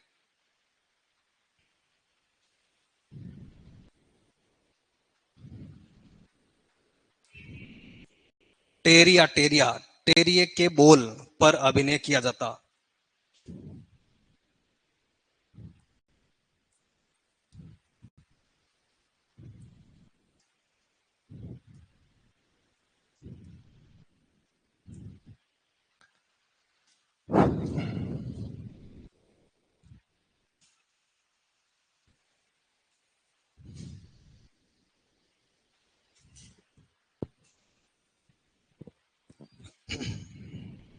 बीकानेर के अंदर अलग अलग कॉलोनियां हैं। व्यास चौक है, आचार्यों का चौक है, बारा गुआड़ चौक है, किंगाणी चौक है। चौक का मतलब जानते हो सभी। तो होली के दिनों में वहां एक जाती है पुष्करना ब्राह्मण। पुष्करना ब्राह्मणों के द्वारा अलग अलग इलाकों में वे रम्मत का आयोजन करते हैं। ऑल ओवर राजस्थान में सबसे प्रसिद्ध जो रम्मत है वो बीकानेर में एक स्थान आता है जिसका नाम है आचार्यों का चौक। इस आचार्यों के चौक की रम्मत पूरे राजस्थान में फेमस है। आचार्यों के चौक में या बीकानेर के अंदर ही रम्मत को कहते हैं पाटा संस्कृति। तो मैं पूछ ले कि पाटा संस्कृति का संबंध किस नाटक से? तो रम्मत। होता क्या है, स्टेज जो बनाते हैं ना, लकड़ी के तख्ते जानते हो? लकड़ी के तख्तों को क्या कहते हैं? पाटा। नहीं कहते क्या? जो स्टेज है वो उन पाटों का बना हुआ होता है, उन पर कौन सा नाटक होता है? रम्मत। इसलिए रम्मत को कौन सी संस्कृति कहते हैं? पाटा संस्कृति। और पाटा संस्कृति रम्मत कहाँ की प्रसिद्ध है? बीकानेर की। तो पाटा संस्कृति का संबंध भी कहां से हो जाएगा? बीकानेर से। इसमें तीन चार टाइप की रम्मत प्रसिद्ध है। एक है फागू महाराज की रम्मत,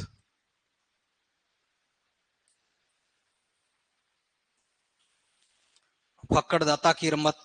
रम्मत जब भी शुरू होती है, फर्स्ट रम्मत होती है फक्कड़दाता की रम्मत। हड़ाऊ मेरी की रम्मत। जैसे उधर कहानियों के अपन ने बात करी ना, मीरा मंगल, चांद नीलगिरी, राव रिडमल, वैसे यहाँ की ये स्टोरियां हैं। फागू महाराज ने जो कहानी लिखी वो फागू महाराज की। फक्कड़दाता जवाहर जी पुरोहित ने ये रम्मत लिखी। हड़ाऊ कुंभलगढ़ का राजा और उसकी रानी मेरी, उसकी यहाँ पर कोई कहानी है। राव अमर सिंह की रम्मत।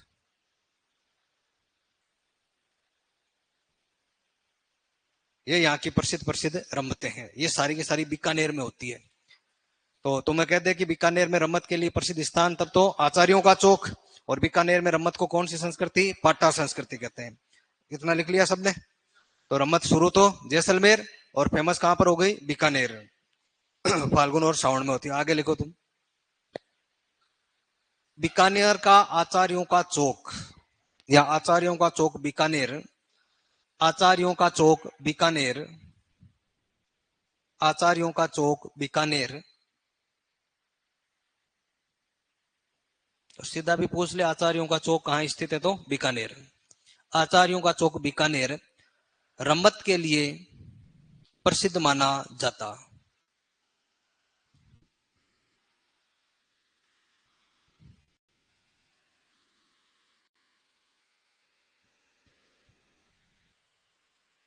फिर बीकानेर में रम्मत को क्या कहते हैं? पाटा संस्कृति। क्यों? क्योंकि आयोजन किस पर? पाटों पर। अभी तो मैं एक नाम बताया था, माच ख्याल है ना।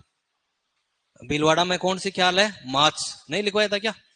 बक्सुराम जी है ना, बक्सुराम। ये जो मेवाड़ के अंदर तुर्रा कलंगी है, तुर्रा कलंगी का यूं दूसरा नाम माच ख्याल आ जाता है। लेकिन भीलवाड़ा में क्या होता है, जो स्टेज वो पाटों का या खाट जो होती है, खाट को क्या कहते हैं? माचा कहते हैं कि नहीं कहते? तो वो माचों पर या तख्तों पर होती है, इसलिए वहां पर उसको माच ख्याल कहते हैं। बाकी वो है तुर्रा कलंगी के जैसा ही। तो यहाँ तख्तों पर होता है, पाटों पर होता है, इसलिए पाटा संस्कृति। आगे पॉइंट बनाओ, पाटा संस्कृति। पाटा संस्कृति लिखो, फिर इसके अंदर एक लाइन लिख लो। ऐसे याद रख लो तब तो ठीक है, नहीं तो मैं लिखवा दूं, लिखवा ही दूं। पाटा संस्कृति लिखो। इसमें लिखो, बीकानेर में रम्मत का आयोजन लकड़ी के बीकानेर में रम्मत का आयोजन लकड़ी के बड़े बड़े तख्तों या पाटों पे होता है। लकड़ी के बड़े बड़े तख्तों या पाटों पे होता है, इसलिए इसे पाटा संस्कृति कहा जाता।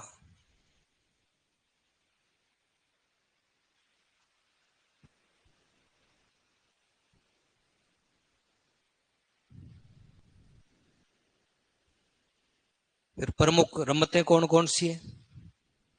प्रमुख रम्मत, प्रमुख रम्मत में पहले लिखो फक्कड़दाता की रम्मत। तो जब भी शुरुआत होगी कौन सी रम्मत से होगी? फक्कड़दाता की। फक्कड़दाता की रम्मत, इसके आगे लिख लेना प्रथम। फक्कड़दाता की रम्मत, फिर ये नाम लिख लो हड़ाऊ मेरी की रम्मत।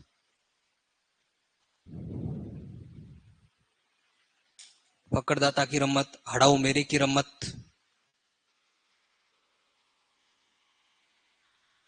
कोई है क्या बीकानेर का? कोई नहीं है। हड़ाऊ मेरी की रम्मत लिख लिया। राव अमर सिंह की रम्मत,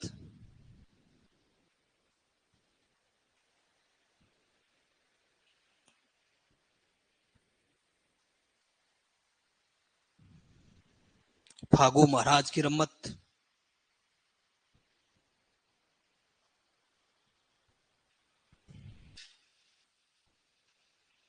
फागू महाराज की रम्मत लिखा। एक लिखो जवार जी की रम्मत। जवार जी, जवार जी पुरोहित।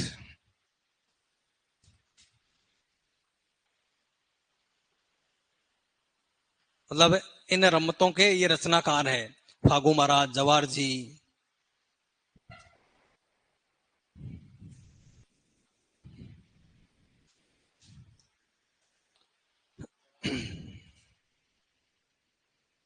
फिर लिखो स्वतंत्र बाउनी रम्मत।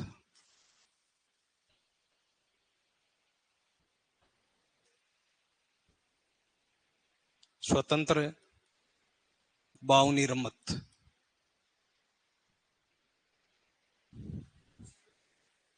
हाँ, रम्मत जो प्रमुख रम्मतें हैं इसी में सब में इंपॉर्टेंट रम्मत है आपके स्वतंत्र बाउनी रम्मत। जैसलमेर में एक कलाकार हुए तेज कवि जैसलमेरी। जैसलमेर से रम्मतें उन्होंने स्टार्ट करी। उन्होंने एक कंपनी बनाई थी जिसका नाम था कृष्णा नाटक कंपनी, और उससे कृष्णा नाटक कंपनी में कलाकार भरे और रम्मतें करते थे। उन्होंने कई रम्मतें लिखी, उनमें से रम्मत स्वतंत्र बाउनी। ये जब भारत छोड़ो आंदोलन चल रहा था 1942 में स्टार्ट हुआ, ये रमत इन्होंने लिखी 1943 में। लिखकर गांधी जी को भेंट करी। गांधी जी तो उस टाइम हालांकि जेल में थी, पता नहीं कैसे भेंट कर दी। तुम्हें पूछ ले कि तेज कवि ने कौन सी रमत भेंट करी, तो उसका नाम है स्वतंत्र बाउनी। ये आजादी के स्वतंत्रता के इसमें 52 दोहे थे, इसलिए इसका नाम है स्वतंत्र बाउनी। तो मैं कहते हैं कि रम्मत में क्रांतिकारी विचारधारा किसके टाइम में आ गई, तो ये टाइम था किसका? तेज कवि का। भाई आजादी वाले यार दोहे लिखे, मतलब कौन से कार था? क्रांतिकार था ये। तो क्रांतिकारी विचारधारा आ गई, इन्होंने गांधी जी को 1943 में ये भेंट कर दी। तो लिखो रचना, ये किसने लिखी है? तो अपने तेज कवि ने। रचना तेज कवि जैसलमेरी,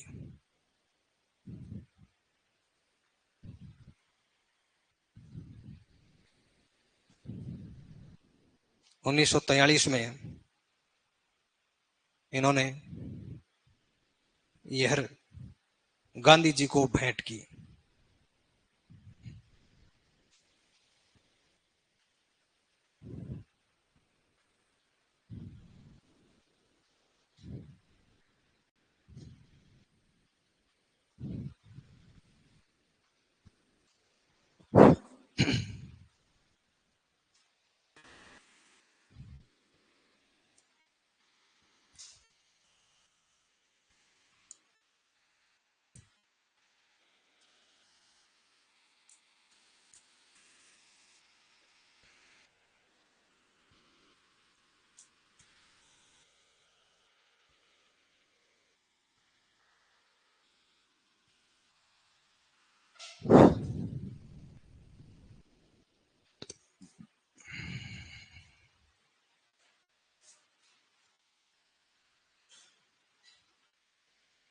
जो ये फक्कड़ दाता, हड़ाऊ मेरी, जवार जी, ये सारी रमतें ही है।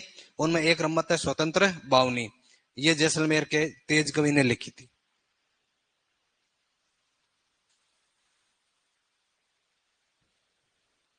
अब देखो, ये रमतों के अलग अलग दिन भी फिक्स होते हैं, कौन सी रमत कब होती है। लेकिन क्या है कि भाई इतना तो पूछा भी नहीं जाता और वो याद करना पॉसिबल भी नहीं है। तमाशों के भी सबके दिन फिक्स है कि जन्माष्टमी को कौन सा होता है, होली को कौन सा है, धुलंडी को कौन सा है। तो इतना याद भी नहीं रहता और ऐसा क्वेश्चन आता भी नहीं है। अगर एक आधा आ जाए, ऐसा कई बार एक आधे क्वेश्चन आते हैं जिनका उत्तर एग्जामिनर को पता होता है, स्टूडेंट को पता नहीं होता है। फिर कलाकार, कौन कौन कलाकार है, जितने महाराज नाम के कलाकार दिखे तुम्हें, वो सारे कौन से हैं अपने रमत। तो बीकानेर में जो पुष्करना ब्राह्मण है वो इसके कलाकार है, और ब्राह्मणों को ज्यादातर क्या ही कहते हैं अपने महाराज। बीकानेर में दो शब्द ज्यादा प्रसिद्ध है, एक तो बाइला और एक है महाराज। सीनियर को तो क्या कहते हैं, महाराज, और जो समकक्ष होता है उसको बाइला। बाइला का मतलब होता है मित्र, है दोस्त। बीकानेर जाओगे तो तुम्हें यूं यार बाइला हटाई। जैसे हनुमानगढ़ साइड जाते हैं ना, तब कहते हैं भाई जी, और बीकानेर वाले कहते हैं बाइला। तो प्रमुख कलाकारों में लिखो।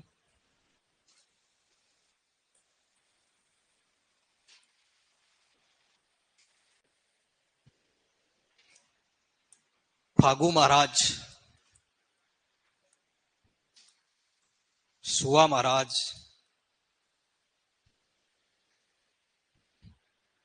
तुलसी राम,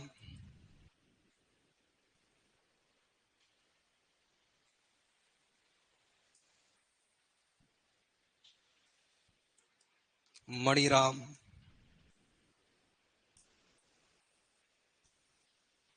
जवार जी पुरोहित, ये सारे रमत के प्रमुख प्रमुख कलाकार हैं। रमत में गीत, इसमें जो मुख्य जो गीत गाए जाते हैं उसको कहते हैं चौमासा, लावणी, हाँ, व्यास, गणेश वंदना,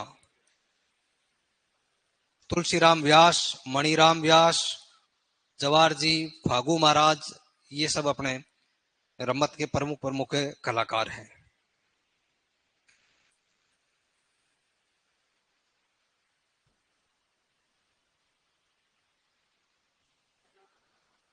क्या हुआ, मणिराम, व्यास लिखो तो लिख लो, मणिराम। ये क्या है, जिन इलाकों में जो होती है ना रमत, जैसे व्यास चौक है, आचार्यों का चौक है, बारह सबसे बड़ा है, बारह गुआड़ चौक, सबसे बड़ी जो रमत है बारह गुआड़ चौक की होती है।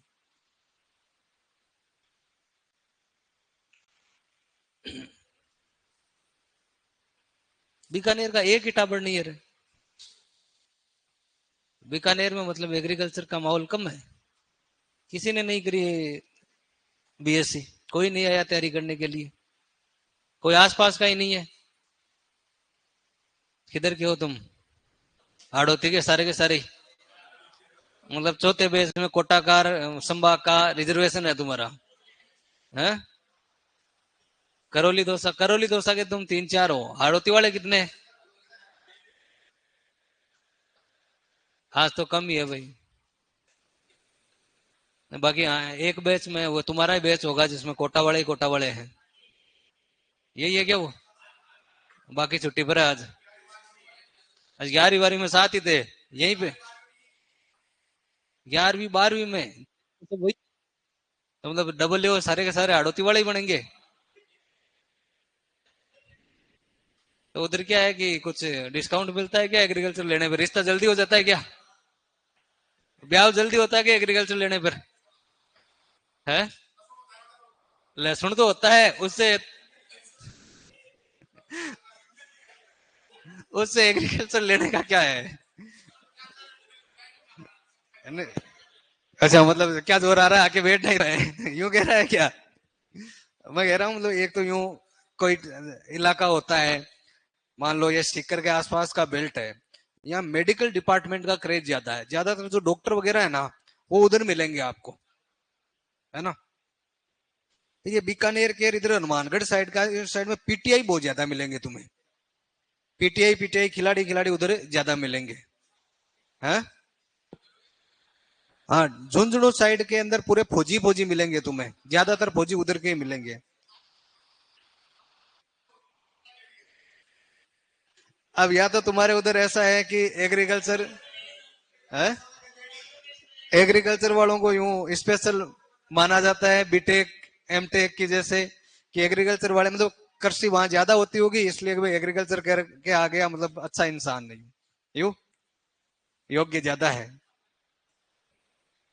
मतलब सीधा पैकेज 90 लाख का एक बीएससी करते ही, फिर तो तभी तुम ज्यादा आते हो उधर। यूं माहौल है कि जो एग्रीकल्चर किया हुआ है ना उसकी शादी जल्दी हो जाती होगी। फिर उसके चक्कर में क्या है कि एग्रीकल्चर सबने ज्यादा ले लिया, फिर क्या स्कोप हो गया खत्म। अलग अलग टाइम आता है। कुछ टाइम पहले क्या था, बीएड जो होता है ना उसका मतलब बहुत यूं क्रेज था और बीएड मिलते ही नहीं थे। 25,000 क्या है कि बीएड गवर्नमेंट करवाती थी, 1 साल की होती थी, और 25,000 में भी लोगों का नंबर नहीं आता था और भर्तियां बाद में आती। गवर्नमेंट पहले ही कह देते थे कि तुम आके ज्वाइन कर लेना, बाद में पास हो जाओगे। ऐसे ही बीएसटीसी में था, बीएसटीसी में ऐसे था, मतलब कि ये 150 सीटें हुआ करती थी। अब देखो आजकल क्या है कि 22 से 1,000 अलग अलग है, वो तो कभी बढ़ जाती है घट जाती है। लगभग 20-22 हजार को बीएड कर बीएसटीसी करवाते हैं, और भर्ती हर 2-3 साल से कभी 30,000 की कभी 34,000 की ऐसे आती है। तो जितने वो लग जाते हैं वो रहते हैं, वो मतलब फिर वो जिनको कहीं नहीं आता वही रहते होंगे, या वो पेपर देने जाते हैं कुछ और दे देते हैं, इसके चक्कर में फिर वो नहीं लगते हैं, इधर उधर भटकते रहते हैं। अब देखो 22,000 को करवा रहे हैं और भर्ती 30,000 की आ गई फिर भी नहीं लग रहे।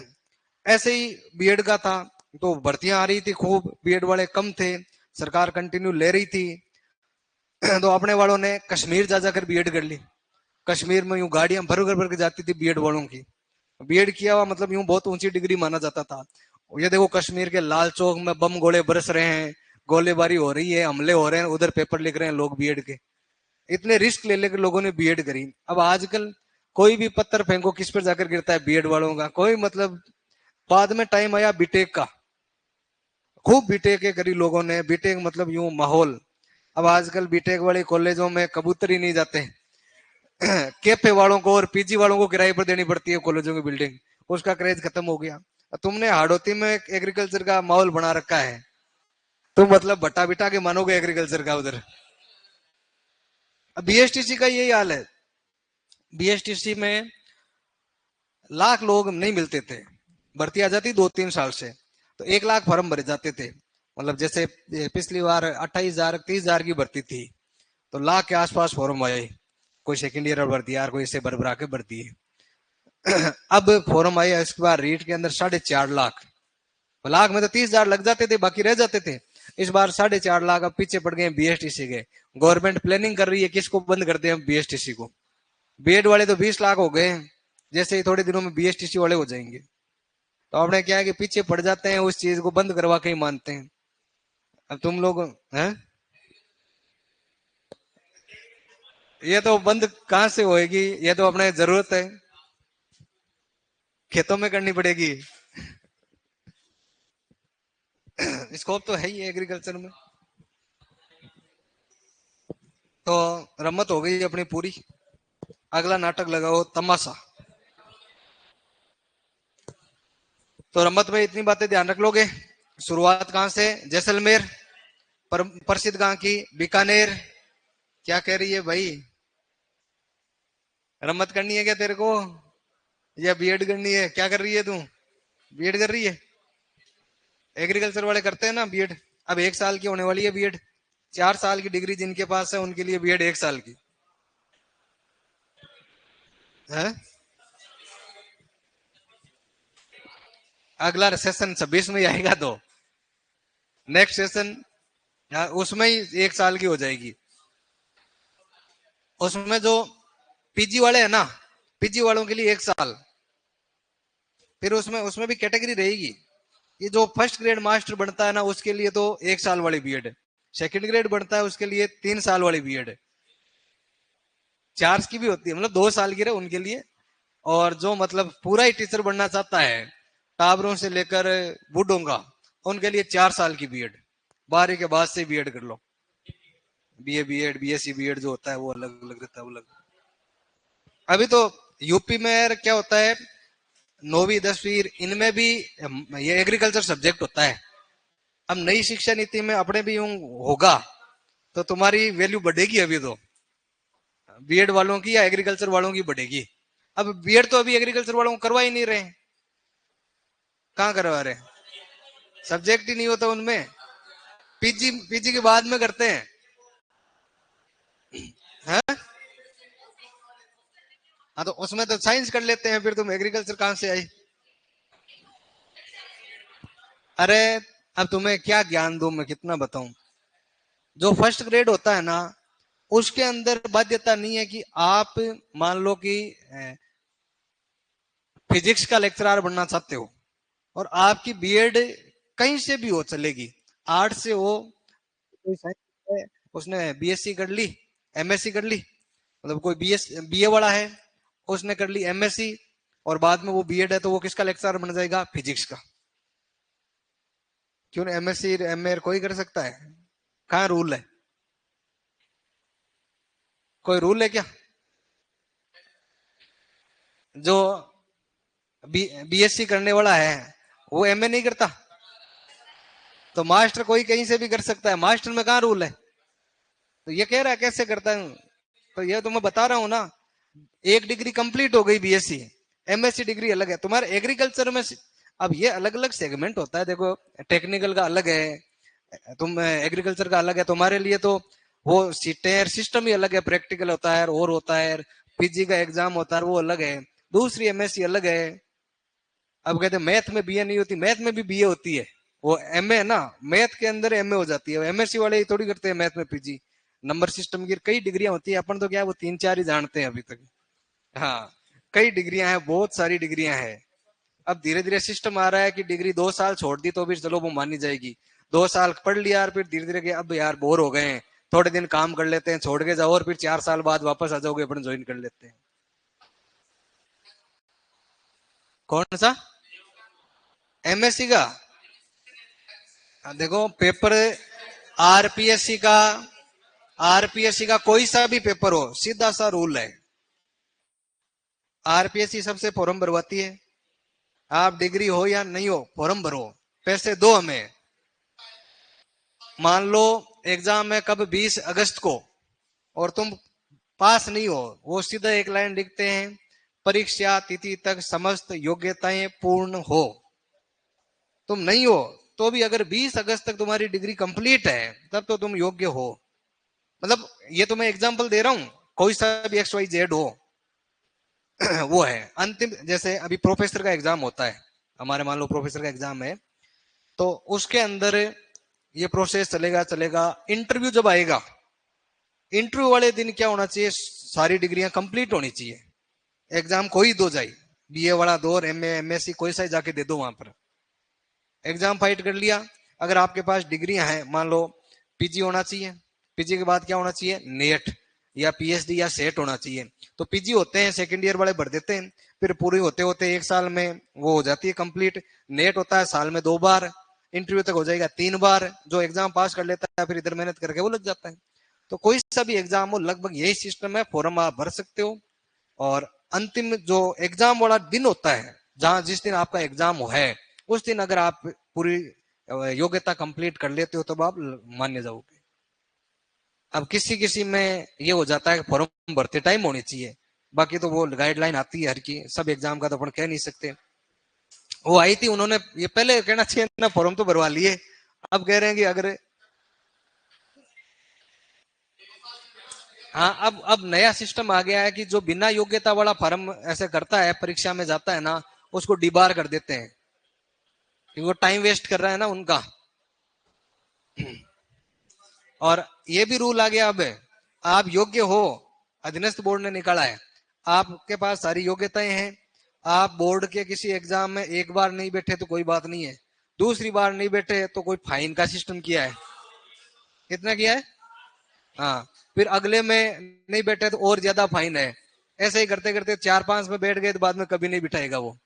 तो वो कर रहे हैं सिस्टम ताकि टाइम वेस्ट नहीं हो। ठीक है, बाकी बातें करेंगे नेक्स्ट क्लास में। अरे